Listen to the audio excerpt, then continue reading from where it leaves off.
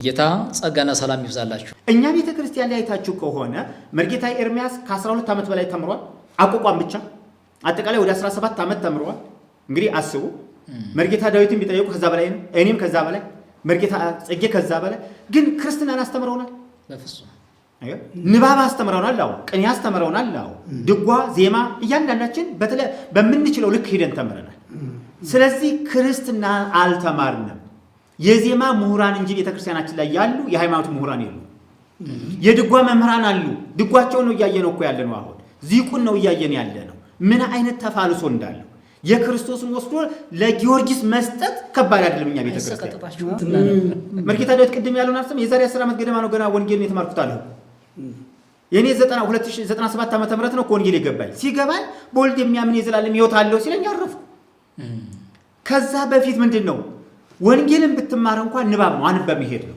እከሌ እንዴት አርጓ ነበረው አንተ አይደል እንዴት አርጓ ዜማው እንጂ ጸያፍ የሆነውን እንኳን ለይቶ እኮ ማያውቅ ካህን ነው ያለ።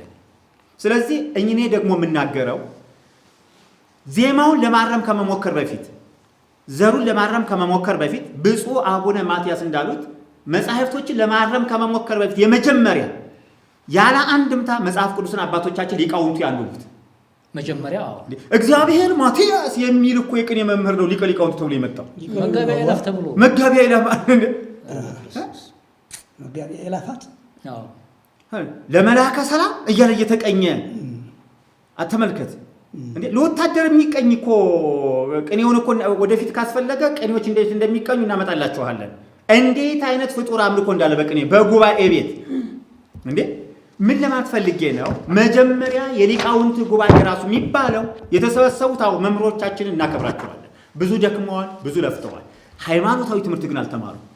ማህሌታዊ ትምህርት ግን ያውቃሉ። ማህሌታዊ ያውቃሉ። የማህሌት ትምህርት አላቸው። የሃይማኖት ትምህርት ግን የላቸው። የሃይማኖት ትምህርትማ ቢኖርማ ሰው በሰቀልዎ የሚለውን ሰው በመተርጎ ባላሉ ነበር። አይ ይሄ ክርስቶስ ነው። ምን አለ የጊዮርጊስ ቀን ሰው በሰቀልዎ ቢሉ ሁልጊዜ በየቀኑ እኮ መሰበክ ያለበት ማን ነው? ክርስቶስ ነው። በየሰከንዱ ቢዘመርለት የሚጣፍጥ በየሰከንዱ ብንዘምርለት ብንቀኝለት የሚጣፍጥ ስም ያለው እውነትም አዳኝ የሆነ ለሁሉም የሚሰበክ ክርስቶስ ነው። የጊዮርጊስ ቀን ይሁን ምን አለ ሙሉ ለሙሉ እንደው ከማህተው አንስቶ እስከ ሰላሙ ድረስ እንደው ክርስቶስ ቢሰበክ ምን ችግር ነው? ቀኑ ለጊዮርጊስ ሲሰምሽ ምን አለ ግን የሚባለው ለኢየሱስ ብቻ ቢሆን። በነገራችን ላይ ደራሲያን እርስ በርሳቸው እንደማይስማሙ ያየንበት አንዱ ራሱ የጊዮርጊስ ክብረ በዓል ሆኖ የህዳር 7 ላይ ያለው ህዳር 7 ላይ ያለውና ሚያዚያ 23 ላይ ያለው በፍጹም በተቃርኖ ነው ያለው። ያንዱ የራሱ የጊዮርጊስ ሆኖ ትቤሎ ብእሲት መበለት ለብፁዕ ወለቅዱስ ጊዮርጊስ ትልና አምላኩም አምደ ቤቴ አምላኩም ለክርስቲያን ተመስሎ ሰብአ መጽሐቤ ወይ ቤላ ቅዱስ ከዛ እሱ ደግሞ ምን አላት? ወይ ቤላ ቅዱስ ጊዮርጊስ አንሰ የኮንኩ አምላከ አላ ገብረ አምላከ አነ። ይሄና ቅዱስ ጊዮርጊስ በተከለለ ደም ወማይ ወሃሊ በመነከሳዱ ፈልፈለ እንዴት ነው ሊዋሃድ የሚችለው? አስገድደው ነው የሰጡት። አስገድደው ነው እንጂ በርቀቱ ደራሲያን የተለያዩ ናቸው ማለት ነው። በዚህ አጋጣሚ እስኪ መርጌታ እዚህ ላይ ምንድነው ቢያንስ አሁን እንደ ኢትዮጵያ ኦርቶዶክስ ተዋሕዶ ቤተክርስቲያን አሁን ጊዮርጊስ በሰማዕትነት ስናነሳ ተጽፎ ተገይቶ እንደው አለ አይደል ቤተክርስቲያናችን የተጣራ አምልኮተ እግዚአብሔር እንዲኖራት ንግግር አደረግን እንጂ ከዚህ የሚበልጡ እንቁ ሰማዕታት አሉን እንኳ ሐዋርያት ላይ ብንገባ እነ ጴጥሮስ እነ ጳውሎስ ማለት ነው መጽሐፍ የመሰከረላቸው ዓለም የመሰከረላቸው ማለት ነው አሉ። ግን እነዚያ አያችሁ ደረጃውን ጠብቀው አልገቡም እዚያ ውስጥ። በጊዜውም የነበረ ሊቃውንቱ አላስገባቸውም። ደረጃው አለ፣ በቃ ደረጃው አለ። እንደዚህ ላይ ግን እንትኑ ሊቃውንቱ ነው ስተቱ፣ የራሳችን ነው ስተቱ። አሁንም ለማደስ እናድሳለን ያልንበት ምክንያት ስተቱ የራሳችን ስለሆነ እና ይሄ ሰው በሰቀልዎ የሚለው እንደው ብዙ በውስጥ እንትን አለኝ። ያ ኤርሚያስ የኢየሩሳሌምን መፍረስ ነቢያት ሐሰት አትፈርስም ይሉ ነበር የእግዚአብሔር ቁጣ ሲመጣ። ነቢዩ ኤርሚያስ ደግሞ ትፈርሳለች፣ አረ ንስሐ ግቡ ነው የሚሉት። ንስሐ ግቡ ፍጥጫ መጣ። መጨረሻ ላይ ኤርሚያስ ነው ያሸነፈ አይደል? እውነት ስለያዘ ግን ብቻውን ነበር። ይኸው ተቃውሞም ድብደባውም ታያላችሁ እንግዲህ ጉድጓድ ውስጥ ከመግባት ድረስ እና ይህንም በተመለከተ አንድ ጉባኤ ቃና ማለት ነው ምንድነው ውስተ ኦርቶዶክስ ሳሌም አመፃ ነቢያተ ሐሰት አርመሙ መድኃኔዓለም ኤርሚያስ ንስሐ አምጣነ መጻ ቀዲሙ አምጣነ መጻ ቀዲሙ።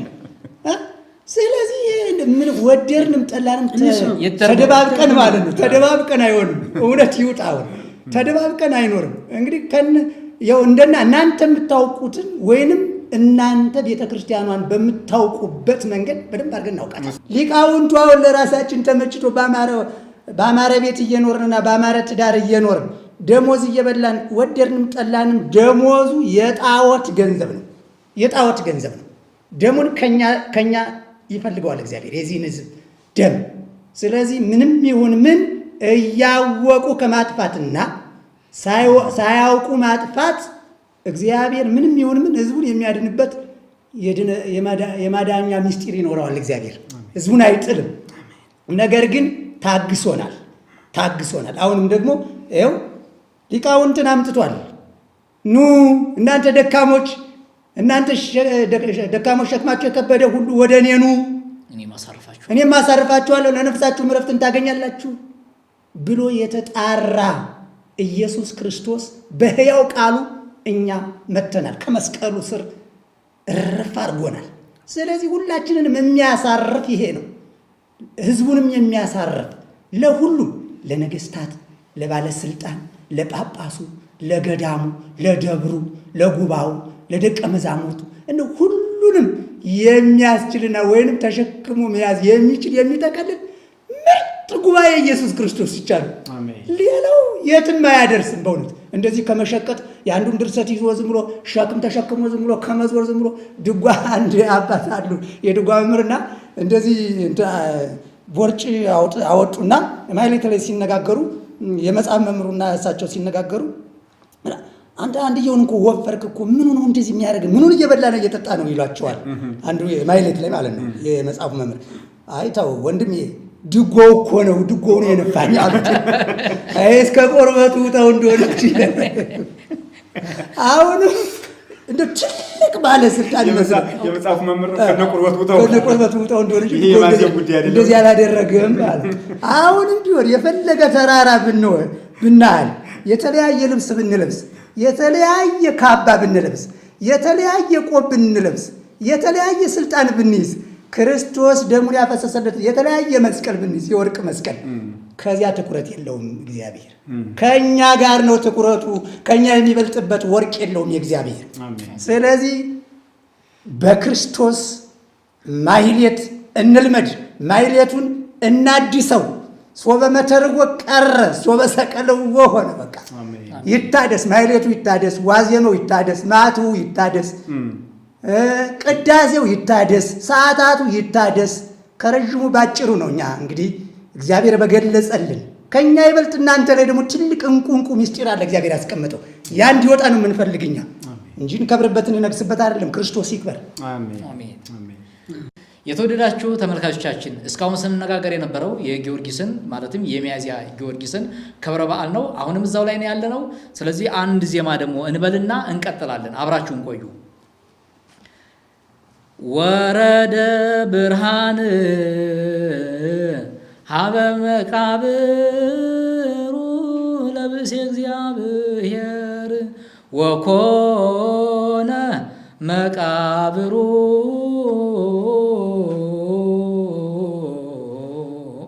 ዘየሃዩ ዱያነ ጸሎቱ ለጊዮርጊስ ወበረከቱ የሃሉ ምስሌነ ይላል። እስቲ እዚህ ጋር ምን አየህ መርጌታ ሙሴ? እንግዲህ መቼም እያንዳንዱን ዜማ እያንዳንዱን ድርሰት ይሄ መጽሐፍ ቅዱስ ጆሮአችንን ነው የከፈተው። መጽሐፍ ቅዱስ አይሰማ የነበረው እንደ እስከዛሬው አዚመን አናልፍም። አዎ አንደኛ ቤተክርስቲያን ይህ አሁን ያዜሙት መርጌታ ጽጌ ያዜሙት መቃብር ሰባኬ አድርጓታል እና መቃብሩ ድውያንን የሚፈውስ ሆነ ነው እያለን ያለ ይሄ ነው ትልቁ ስህተት ማለት ነው። የማን የጊዮርጊስ መቃብር። በጣም አንድ ነገር ልንገራችሁ። እኛ ግን የመቃብር አፈር መሸከም፣ የጻድቅ ሰው መቃብር መሳም፣ የጻድቅ ሰው መቃብር ላይ ገዳም መገደብ ይሄ የተለመደ ነው። አምልኮተ መቃብር አለ። አምልኮተ መቃብር ነው። ይሄ የማንን መቃብር ነው እያመለከች ያለችው ቤተክርስቲያን? የጊዮርጊስን። ሐዋርያት የኢየሱስ ክርስቶስን መቃብር እንኳን አልሰበኩ፣ አንድም ቀን አልሰበኩ። እንኳንስ የሐዋርያ እንኳንስ የሰማዕታት እንኳንስ እስኪ መጽሐፍ ቅዱስ ውስጥ የኢየሱስ ክርስቶስ መቃብር አዳይ ነው ተብሎ የተሰበከበት ጊዜ አለ? በፍጹም። የተሰቀለውን ነው የተቀበረውን የተነሳው። ምን አይነት አገልጋዮች ነበሩ ሐዋርያት! እነ ጳውሎስ አንድም ቀን የኢየሱስ ክርስቶስን መቃብር ለመሳም የሄዱበት ጊዜ የለም። አንድም ቀን። የኛ ቤተ ክርስቲያን ግን ሮም ሀገር ለሞተ ሰውዬ እንኳን መቃብሩ ድውያንን ፈወሰ። ይሄ ኑፋቄ ነው። እኔ የምለው እኔ ነኝ ያልኩት አምልኮተ መቃብር ነው። አምልኮተ መቃብር መሆኑን በሁሉም ቦታ ላይ ታያገኙታላችሁ። ደብረ ሊባኖስ ብስሙ የደብረ ሊባኖስ የአባ ተክለ ሃይማኖት መቃብር እኮ እስከዛሬ ድረስ የፍልፈል አፈር ሲያመጣው የፍልፈል አፈሩ እኮ እስከዛሬ ስንት ይደረጋል? እንዲህ አይነት ነገሮች አሉ። ስለዚህ ድውያንን ፈወስ የተባለ ምንድነው? የጻድቃን የሰማዕታት መቃብር ድውይ ይፈውሳል እየተባለ ወደ ገዳማት ሰዎች እንዲሄዱ፣ ወደ አድባራት ሰዎች እንዲሄዱ የተደረገ አስተምሮ ነው። ስለዚህ የኔ ትምህርት ምንድነው? እንኳንስ የጊዮርጊስ መቃብር የኢየሱስ መቃብርም አይፈውስም። የሚፈውሰው እሱ ነው፣ ጸጋው ነው። በነገራችን ላይ ሐዋርያትን መቃብራቸው ይፈውሳል እንኳን አላላቸው። ምክንያቱም የጸጋ አገልግሎት በእነሱ እጅ ላይ ነው ያለው።